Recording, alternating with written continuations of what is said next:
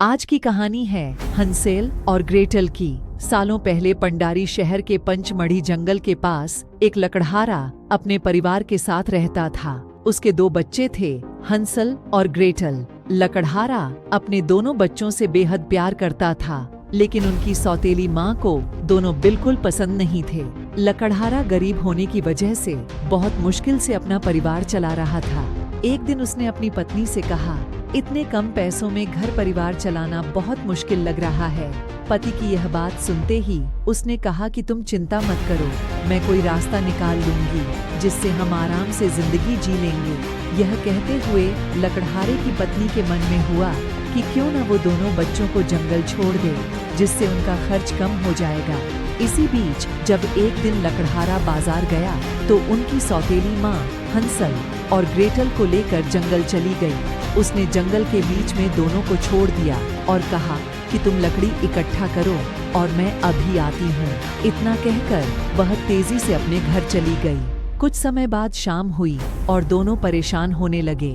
Gretel डर के मारे रोने लगी, लेकिन हंसल ने उसे चुप कराया और कुछ देर इंतजार करने को कहा। जैसे ही चांद निकला तो हंसल और ग्रेटल दोनों जंगल से घर की ओर निकलने लगे। तभी ग्रेटल ने कहा कि भाई, हमें घर का रास्ता याद ही नहीं है, हम कैसे घर तक पहुंचेंगे। तभी हंसल ने बताया कि सुबह घर से आते समय वो रास्ते में चमकीले पत्थर फेंकता हुआ आया था, अब वो उन्हें घर तक पहुंचाएंगे। कुछ ही देर में चांद की रोशनी में वो पत्थर चमकने लगे और दोनों उनकी मदद से घर पहुंच गए। दोनों को घर के दरवाजे में देखकर उनकी माँ को बहुत गुस्सा आया। अगले दिन फिर वो उन दोनों को जंगल लेकर जाती है। इस बार उनकी माँ उन्हें बहुत घने जंगल में छोड़ देती है। वह बच्चों को दोबारा लकड़ी इकट्ठा करने को कहती है और खुद सीधे अपने घर चली जाती है। एक बार फिर घने जंगल में हंसल और ग्रेटल परेशान हो जाते हैं।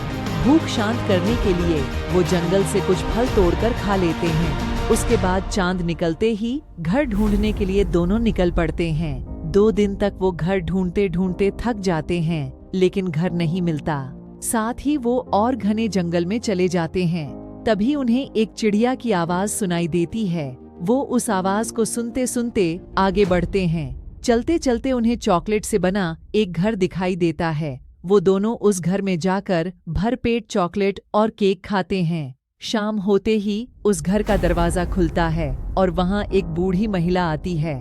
बूढ़ी महिला बच्चों को बड़े प्यार से एक कमरे में सुला देती है।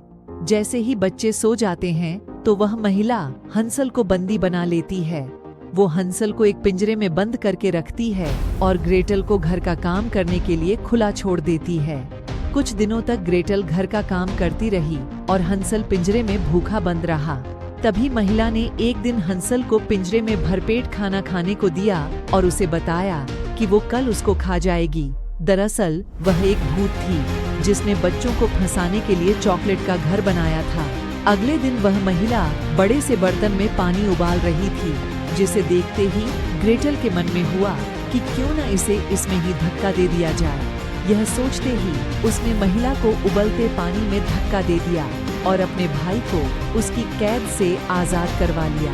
उधर पानी में गिरने की वजह से उस महिला की मौत हो गई। दोनों भाई बहन आजाद होने के बाद उस महिला के कमरे में गए। वहाँ खूब सारे सोने के सिक्के और मोती रखे हुए थे।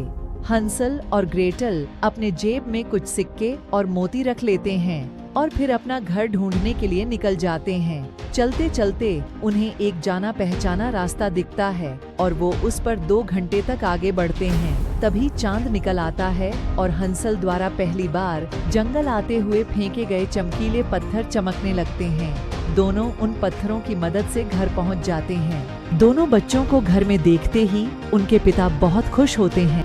हंसल और ग्रेटल को वो गले से लगा लेते हैं।